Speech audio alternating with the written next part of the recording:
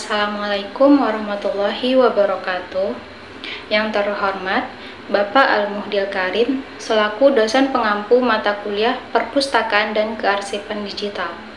Perkenalkan, saya Wahdini Putri, mahasiswi semester 4 Program Studi Ilmu Perpustakaan UIN Syarif Hidayatullah Jakarta dengan NIM 11210251000035. Di video kali ini, saya akan menjelaskan tentang sejarah singkat dan keberhasilan dinasti Umayyah.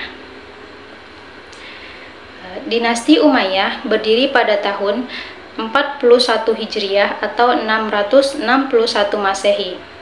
Didirikan oleh Muawiyah bin Abi Sufyan. Beliau adalah gubernur Syam pada masa pemerintahan Umar bin Khattab dan Utsman bin Affan. Selama ia menjabat sebagai gubernur, ia telah membentuk kekuatan militer yang dapat memperkuat posisinya di masa-masa mendatang. Ia tidak segan-segan menghamburkan harta kekayaan untuk merekrut tentara bayaran yang mayoritas adalah keluarganya sendiri. Bahkan, pada masa Umar bin Khattab, ia mengusulkan untuk mendirikan angkatan laut. Akan tetapi, Umar menolaknya. Dan angkatan lautnya berhasil didirikan ketika masa pemerintahan Utsman bin Affan.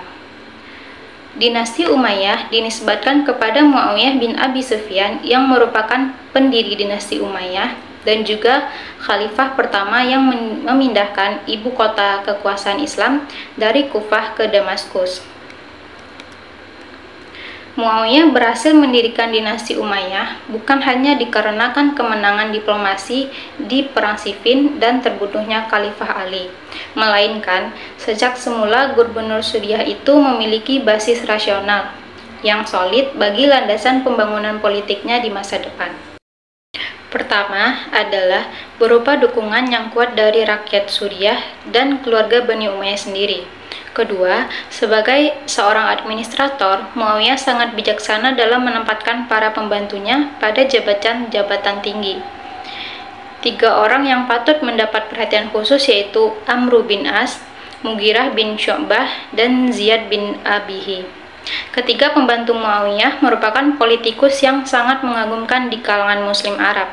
Akses mereka sangat kuat dalam membina perpolitikan Muawiyah. Yang ketiga, Muawiyah memiliki kemampuan menonjol sebagai negarawan sejati, bahkan mencapai tingkat hum, yaitu sifat tertinggi yang dimiliki oleh para pembesar Mekah zaman dahulu. Seorang manusia hum seperti Muawiyah dapat menguasai dinasti secara mutlak dan mengambil keputusan yang bijak meskipun ada tekanan dan intimidasi. Baik, itu tadi sejarah singkat berdirinya dinasti Umayyah. Selanjutnya ada kemajuan yang dicapai dinasti Umayyah. Masa pemerintahan dinasti Umayyah berlangsung selama kurang lebih 90 tahun dengan 14 orang khalifah. Berbagai kemajuan telah diperoleh pada masa dinasti ini dalam bidang administrasi misalnya.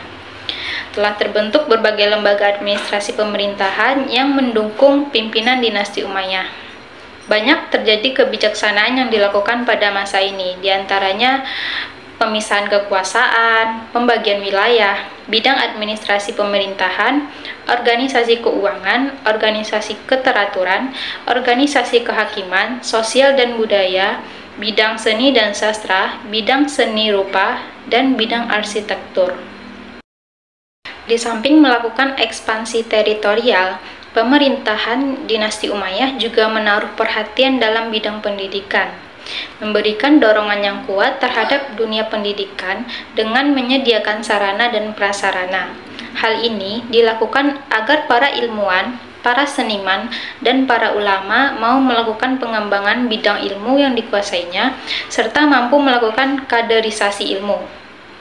Di antara ilmu pengetahuan yang berkembang pada masa ini yaitu ilmu agama, ilmu sejarah dan geografi, ilmu pengetahuan bidang bahasa, bidang filsafat. Khalifah Al-Walid mendirikan sekolah kedokteran. Ia melarang para penderita kusta meminta-minta di jalan, bahkan Khalifah menyediakan dana khusus bagi para penderita kusta.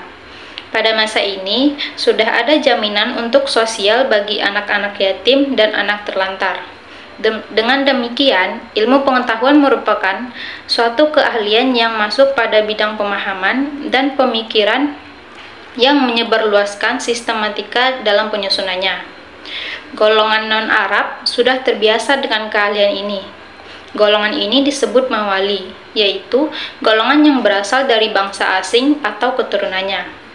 Mawali berasal dari maula, yaitu budak tawanan perang yang sudah dimerdekakan.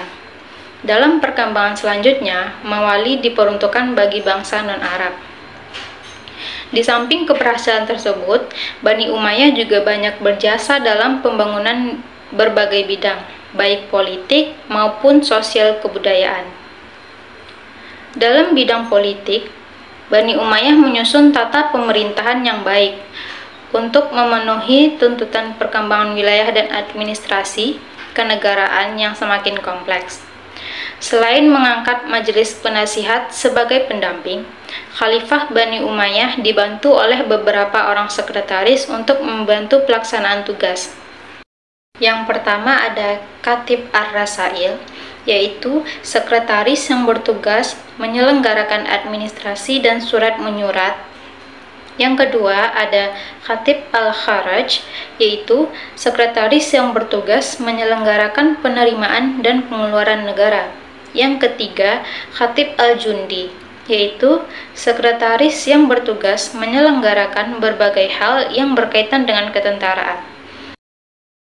Yang pertama, Khatib Ar-Rasail, yaitu sekretaris yang bertugas menyelenggarakan administrasi dan surat menyurat dengan para pembesar setempat.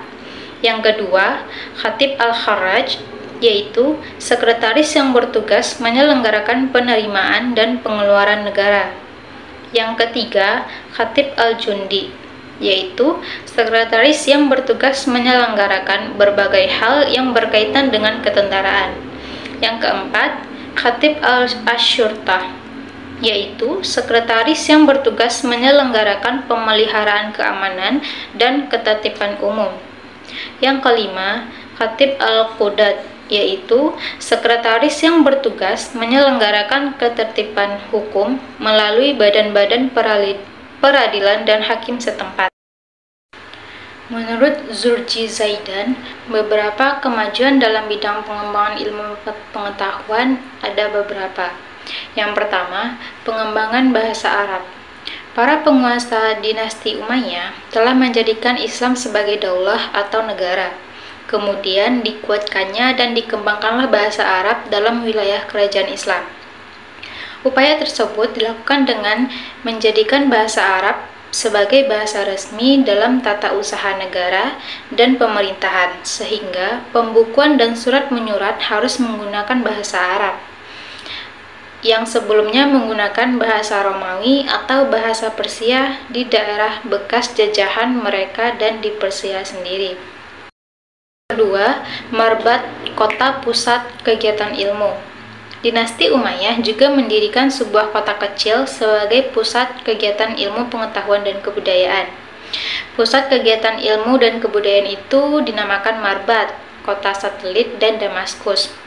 Di kota Marbat inilah berkumpul para pujangga, filosof, ulama, penyair, dan cendekiawan lainnya, sehingga kota ini diberi gelar ukasnya Islam. Yang ketiga, ilmu qiraat. Ilmu qiraat adalah ilmu seni baca Al-Quran. Ilmu qiraat merupakan ilmu syariat tertua yang telah dibina sejak zaman Khulafaur Rasyidin. Yang keempat, ilmu tafsir. Untuk memahami Al-Quran sebagai kitab suci, diperlukan interpretasi pemahaman secara komprehensif. Pada masa perintisan ilmu tafsir, ulama yang membukukan ilmu tafsir yaitu Mujahid. Selanjutnya ada ilmu hadis. Ketika kaum muslimin telah berusaha memahami Al-Quran, ternyata ada satu hal yang juga sangat mereka butuhkan, yaitu ucapan Nabi yang disebut hadis. Oleh karena itu, timbullah usaha untuk mengumpulkan hadis, menyelidiki asal-usulnya, sehingga akhirnya menjadi satu ilmu yang berdiri sendiri yang dinamakan ilmu hadis. Selanjutnya ilmu fikih. Al-Quran adalah dasar fikih Islam, dan pada zaman ini ilmu fikih telah menjadi satu cabang ilmu syariat yang berdiri sendiri. Di antara ahli fikih yang terkenal adalah Sa'ud bin Musib, Abu Bakar bin Abdurrahman, Qasim Ubaidillah, Urwah, dan Kharijah. Selanjutnya ada ilmu nahwu. Pada masa dinasti Umayyah, karena wilayahnya berkembang secara luas, khususnya ke wilayah di luar Arab, maka ilmu nahwu sangat diperlukan. Hal tersebut disebabkan pula bertambahnya orang-orang Ajam atau orang-orang non-Arab yang masuk Islam, sehingga keberadaan bahasa Arab sangat dibutuhkan. Selanjutnya ada ilmu geografi dan tarikh. Terakhir ada ilmu usaha penerjemahan. Untuk kepentingan dakwah Islamiyah, pada masa dinasti Umayyah dimulai pula penerjemahan buku-buku, ilmu pengetahuan, dan bahasa. Meskipun kejayaan telah diraih oleh Bani Umayyah, ternyata tidak bertahan lebih lama, dikarenakan kelemahan internal dan semakin kuatnya tekanan dari pihak luar. Ada beberapa faktor yang menyebabkan dinasti Umayyah lemah dan membawanya kepada kehancuran. Yang pertama, sistem pergantian khalifah melalui garis keturunan adalah suatu yang baru bagi tradisi Arab, sehingga menyebabkan terjadinya persaingan yang tidak sehat di kalangan anggota keluarga istana. Yang kedua, latar belakang terbentuknya dinasti Umayyah tidak dapat dipisahkan dari berbagai konflik politik yang terjadi di masa Ali. Yang ketiga, pada masa kekuasaan Bani Umayyah, pertentangan etnis antara suku Arabia Utara dan suku Arab Selatan yang sudah ada sejak zaman sebelum Islam semakin runcing. Perselisihan ini mengakibatkan para penguasa Bani Umayyah mendapat kesulitan untuk menggalang persatuan dan kesatuan. Yang keempat, lemahnya pemerintahan Daulah Bani Umayyah juga disebabkan oleh sikap hidup mewah di lingkungan istana, sehingga anak-anak khalifah tidak sanggup memikul beban berat kenegaraan.